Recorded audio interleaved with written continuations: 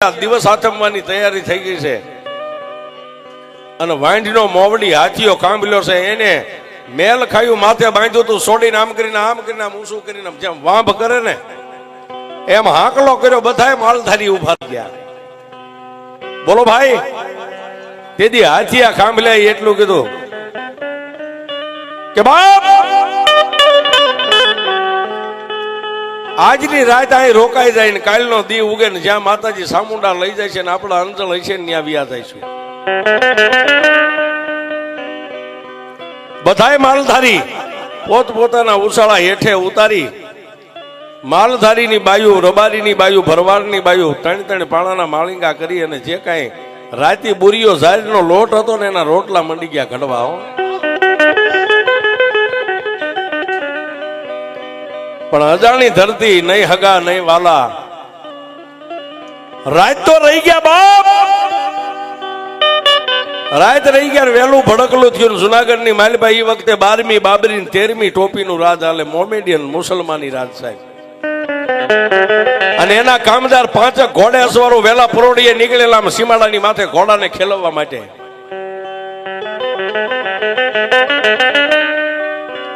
અને આવડી આ વાંઢને જોઈ ગયા, ઘોડાને વાળી અને જ્યાં વાંઢ પડી હતી ત્યાં આવીને ઘોડાના પેગડા સાંડીને હેઠે ઉતરી. હાથની માલપા ભમરિયા ભાલા રહી ગયા છે, ગળાની માલપા ગેંડાની ઢાલુ, ખંભામાં 12 નંબરના જોટા રહી ગયા છે.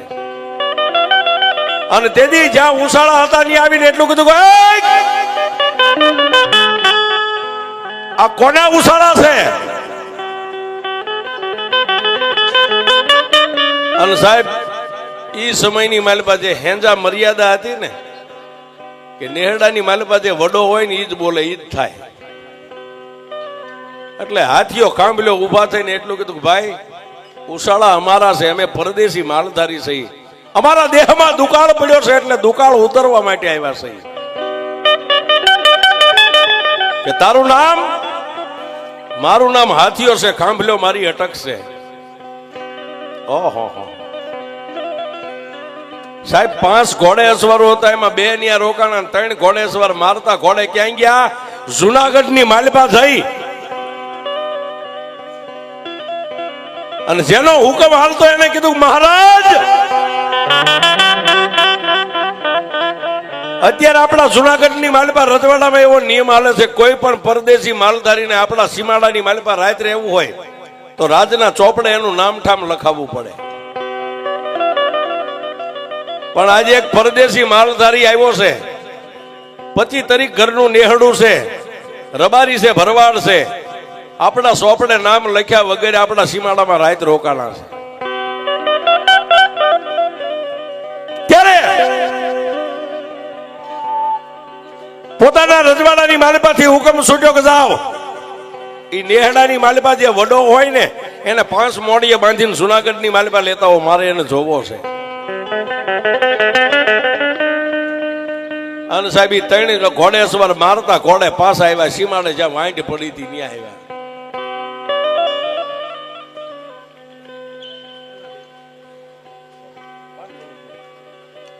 ₹500 વાતના દોર ઉપર બીજી વાર પ્રવીણભાઈ રાવળદેવને પેરામણી કરવા વધાવો એમના તાળીથી જોરદાર ધન્યવાદ. આવી અને જ્યાં ઓલા ઉષાળા હતા, એકા બીજી ઉષાળા ભરવાની તૈયારી કરતા ત્યાં ઓલે આવીને આમ કરીને આમ બંદૂકો ટાંકી દીધી. હો સાહેબ, સામે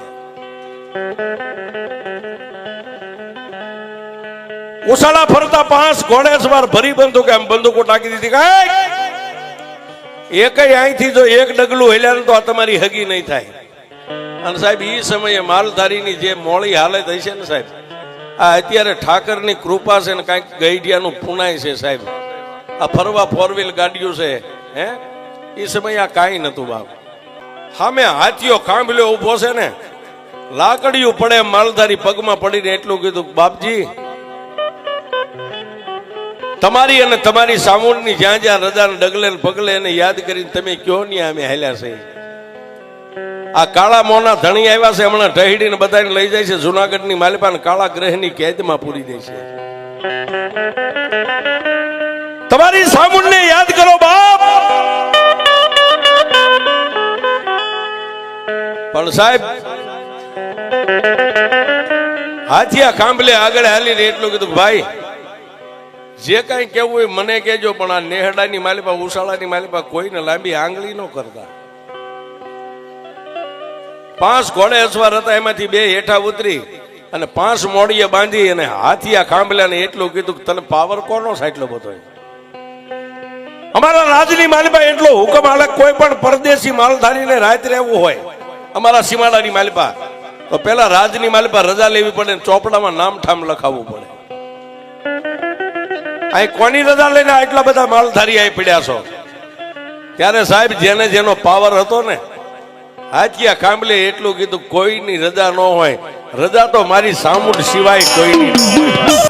જ્યારે અમે ઉષાળા ઉતારવી ત્યારે મારી સામુંડની રજા લઉં છું, અને જ્યારે અહીંથી ઉષાળા ભરવી ત્યારે રજા લઉં છું. મારી સામુંડ દેવ સિવાય મારે કોઈની રજા ન લેવાની હોય. પણ ત્યાં તો 5 મોડીએ બાંધીને એટલું કીધું તો હાલ હવે જુનાગઢની માલિપા તને જોવો છે ને તારી સામુંડ ને જોવી છે.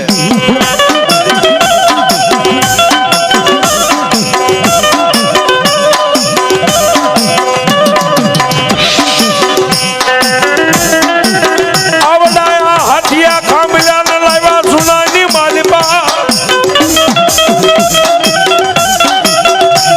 આવડા હાથિયા કાંબલાને 5 મોડીએ બાંધી અને સીમાડાની માથેથી જ્યાં લઈને હાલતા થયા ને સાહેબ, નાના ભાઈ ભરવાડ હતા, મોટા ભાઈ હતા, રબારી હતા, બધાએ માતાજી સામુંડની સામે એક સરદાર રાખી અને અણજળનો ત્યાગ કરી દીધો. જોજે માડી જુનાગઢની માલિપા અત્યારે મુસલમાની રાજ હાલે છે, અને જ્યાં સુધી અમારો હાથીઓ કાંબલ્યો અહીં પાસો ન આવે ને ઉષાળા સુધી, ત્યાં સુધી અનય ન ખપે ને જળય ન ખપે. પણ સાહેબ જુનાગઢની માલિપા લઈ ગયા, જેને હુંપડા જેવી દાઢી અને ગાદીની માથે આમ બેઠેલા હો, જય જેને કેબંધ કેડિયું માથે આંટિયાળી પાઘડી મેલા ઘેલા વસ્ત્ર સાહેબ જય અને ઉભા રહ્યા. એટલે 16 પગથિયાના હોનાના સિંહાસન માથેથી ઉભા થઈને મુસલમાની રાજાએ એટલું કીધું કે એક માલધારી મને સલામ ભર, હે કે મને સલામ કર.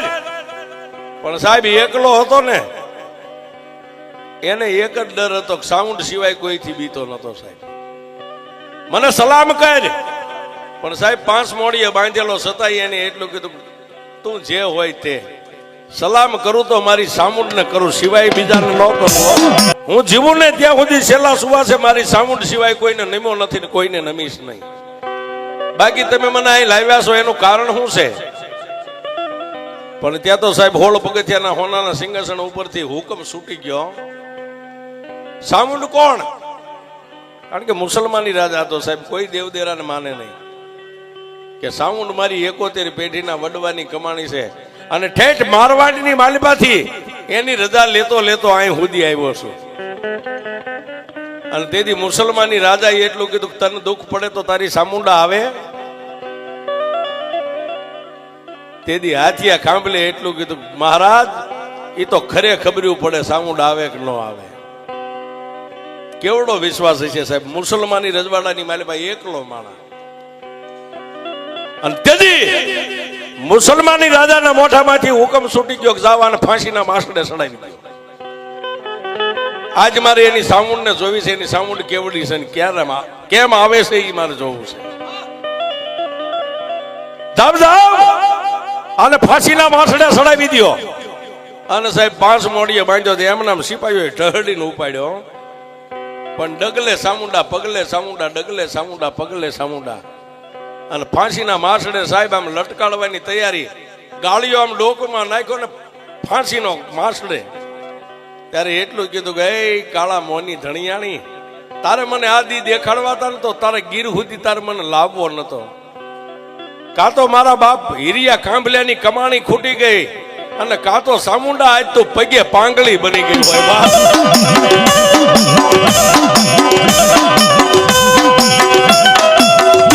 મનોમન પોતાના આત્માની માલિપા વિચાર કરે છે, કાં તો આજ ચામુંડાને ગઢપણ આવી ગયો, કાં તો પગે પાંગળી થઈ ગઈ હોય.